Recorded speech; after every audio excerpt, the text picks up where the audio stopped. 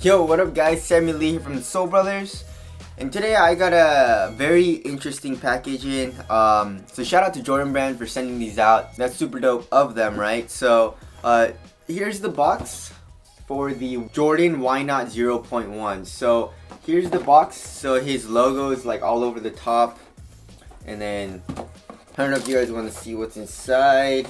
So it's just the Westbrook wax paper and stuff like that. So there's that, there's the box. So now let's get onto the shoe.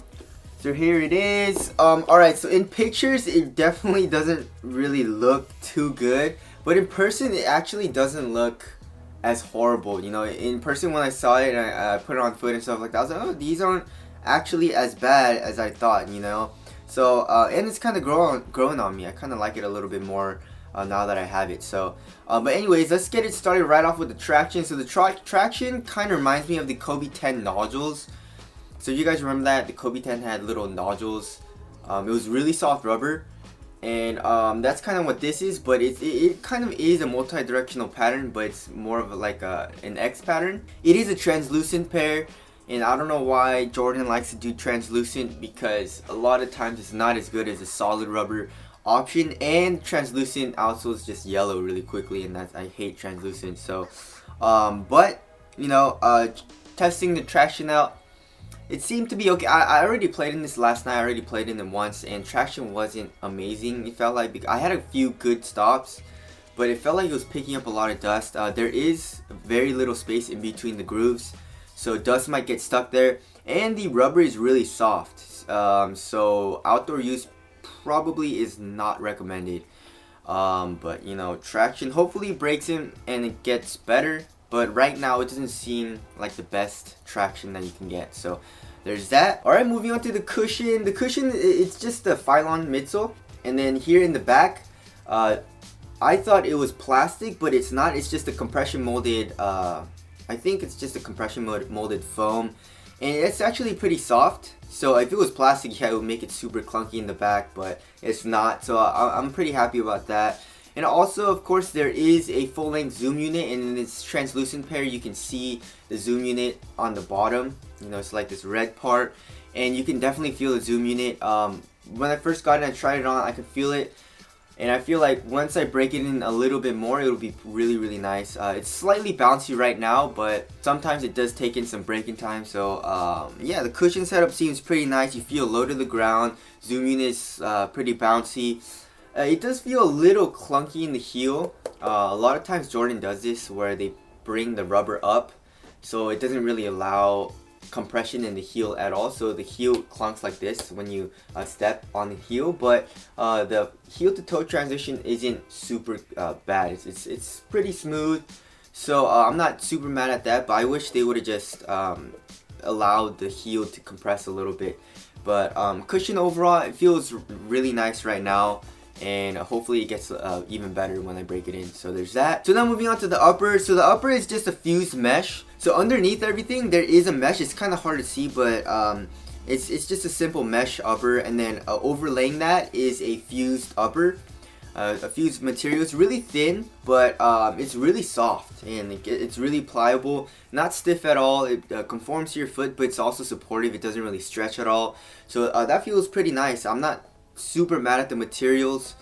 And then of course you have the strap. It says, you know, has Russell Westbrook's logo on it here on the strap, and it's a really thin strap. You have your why not. It says why not here on the tongue right here, and I believe it's 3M.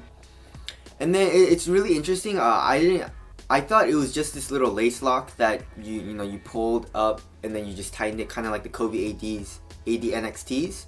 But it's not. There actually are laces going down here through the upper, but it's underneath the fused material.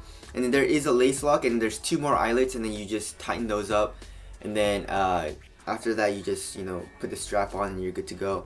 The lacing system seems good, but I don't know why you would, you know, have the laces go all the way down here, because you can't really put your fingers through right here to tighten the laces a lot, you know. So I don't know what they did here, but overall materials are actually not bad. I kind of like it, you know. The mesh is super soft, and but you know, overlaying that is a fused mesh upper, which gives it a little bit more support.